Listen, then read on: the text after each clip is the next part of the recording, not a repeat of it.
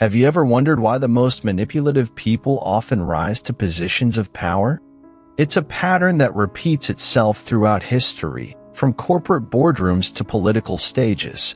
This uncomfortable truth touches our lives in profound ways, shaping our workplaces, communities, and even our personal relationships.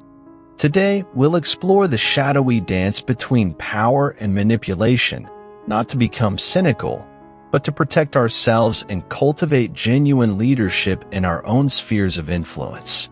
By the end of our journey, you'll see manipulation with clearer eyes and discover how to remain authentic in a world that often rewards those who wear masks. Power structures, by their very nature, create hidden incentives that favor certain psychological traits. When we examine organizations closely, we find that manipulative behaviors become strategic advantages in competitive environments. Consider the corporate ladder.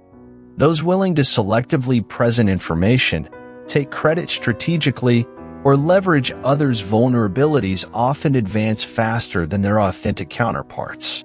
This isn't a modern phenomenon. Niccolò Machiavelli observed this pattern in Renaissance politics, famously noting that appearing virtuous matters more than actually being virtuous when pursuing power. The manipulator's toolbox includes several psychological instruments. Charm is camouflage, strategic vulnerability to disarm others, and emotional leverage to create dependency. Think of charm as the manipulator's invisibility cloak. Behind warm smiles and attentive questions hides the calculated assessment of how others might serve their ambitions. Hannah Arendt, political philosopher who studied totalitarianism, noted that manipulation thrives where appearance matters more than substance, in environments that value perception over reality. Perhaps you've encountered someone who seemed deeply interested in your life, only to discover their attention vanished once you could no longer benefit them? This selective engagement isn't random. It represents a conscious filtering of human connections through the lens of utility rather than genuine care. Let's pause for a moment. Have you noticed manipulative patterns in your workplace or community? How does recognizing these patterns make you feel?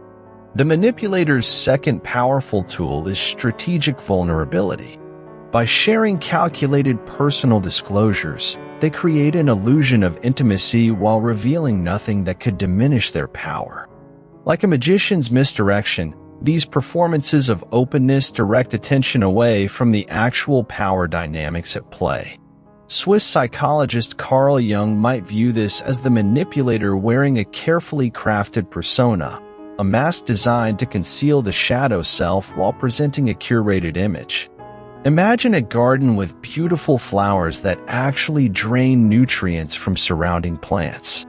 From a distance, they appear to contribute to the ecosystem's beauty while secretly depleting it.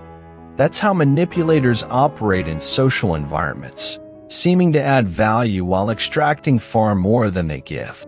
The third tool, emotional leverage, transforms human connection into a transactional resource. The manipulator creates emotional dependencies, often through cycles of approval and subtle rejection. This produces what psychologist Robert Cialdini calls psychological reciprocity, a feeling of obligation that can be harvested later for compliance or support. Look closely at organizational climates where manipulation flourishes. You'll find ambiguous success metrics, unclear communication channels, and leadership that rewards loyalty above competence.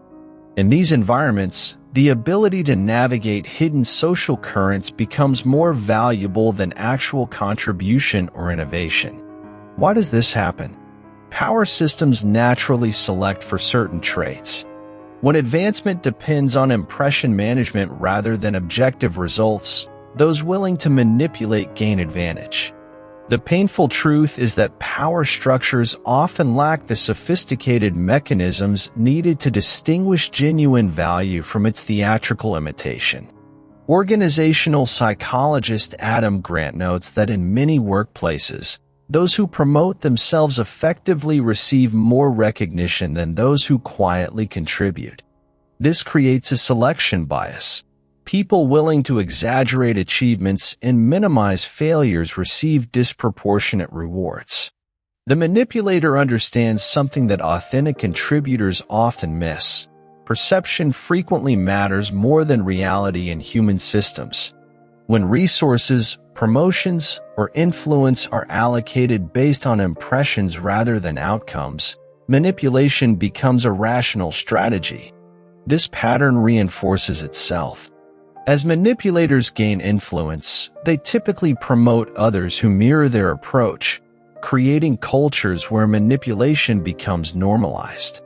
Reflect for a moment on your own experiences. Have you ever compromised your authenticity to gain approval or advance professionally? How did that feel? The consequences extend beyond organizational effectiveness. When manipulation becomes the path to success, it creates profound psychological damage throughout the system. For the manipulator, there's a gradual disconnection from authentic self. Behind the calculated persona, they lose touch with genuine human connection and purpose. Psychoanalyst Donald Winnicott might call this the development of a false self, a constructed identity that achieves external success while internal emptiness grows.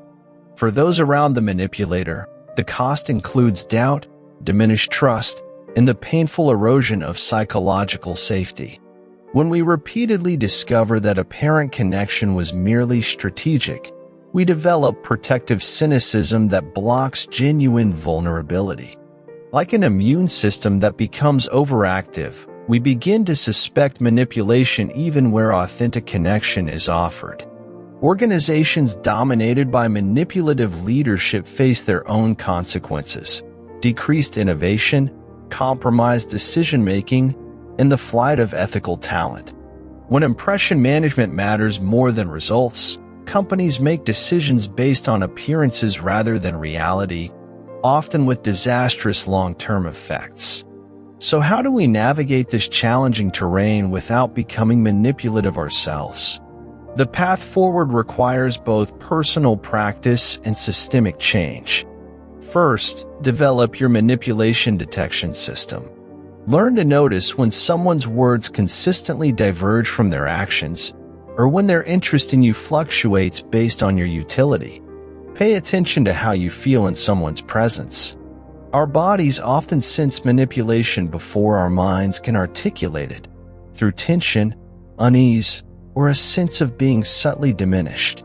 Psychologist Martha Stout suggests the discard test: observe how someone treats people they no longer need. This reveals their authentic approach to human value. Imagine walking through a forest where certain mushrooms appear beautiful but contain toxins. The wise traveler learns to identify subtle patterns that signal danger beneath appealing surfaces. Similarly, we can learn to recognize linguistic and behavioral patterns that signal manipulation without becoming paranoid or closed to genuine connection. Notice when someone consistently redirects conversation to themselves, claims credit asymmetrically, or creates unnecessary urgency to force decisions without proper reflection. Second, cultivate communities and relationships built on shared commitment to authenticity. This creates protective ecosystems where manipulation loses its advantage.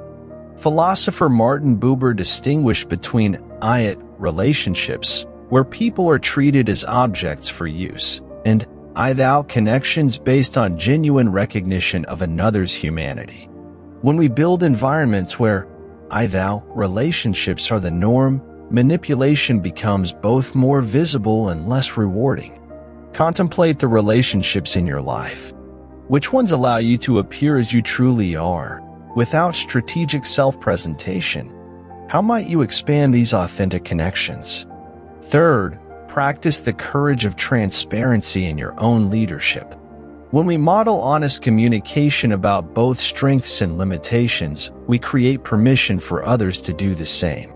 Consider the counterintuitive power of acknowledging what you don't know. This creates space for collective intelligence rather than individual impression management.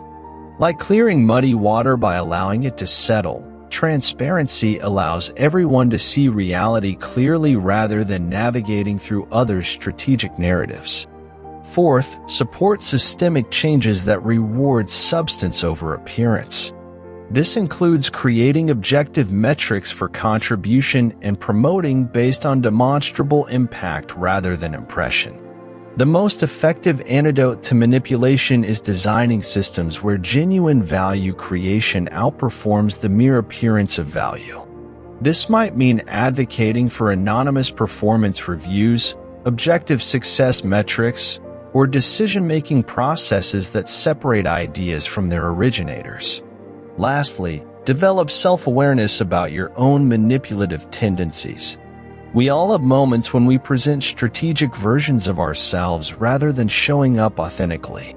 Ask yourself, am I being right now who I genuinely am, or who I think others want me to be?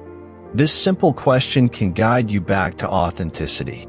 Jungian psychology would frame this as integrating your shadow, acknowledging the manipulative capacities we all possess rather than projecting them exclusively onto others. When we recognize our own capacity for manipulation, we can consciously choose authenticity even when it offers no strategic advantage. As we conclude our exploration, remember that seeing manipulation clearly doesn't require becoming cynical. Rather, it allows us to protect our authenticity in environments that might not naturally reward it. The patterns we've discussed today exist throughout human systems, yet they need not determine your personal approach to power and connection. You can choose to succeed through genuine contribution rather than impression management. You can build relationships based on mutual growth rather than utility. And perhaps most importantly, you can create spaces around you, whether in family, friendship, or work, where others feel safe to appear as they truly are. Today, I invite you to notice one situation where you might be presenting a strategic version of yourself and experiment with showing up more authentically instead. This small act of courage might not immediately change the systems around you, but it begins the profound journey of becoming who you truly are in a world that often rewards pretending.